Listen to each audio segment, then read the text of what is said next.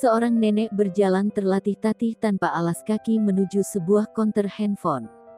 Momen memilukan itu terekam kamera dan viral di media sosial, salah satunya diunggah akun Instagram @viralize, Jumat, tanggal 21 Januari tahun 2022. Terlihat dalam video, ia mengenakan kemeja lusuh sambil memegang sarung yang menjadi penutup bagian kakinya. Tatapannya kosong namun selalu tersenyum saat melihat seseorang di hadapannya. Ia menuju sebuah konter handphone lalu diberikan selembar uang. Setelah berbalik, ia menoleh ke arah kamera dan memberi senyuman manis.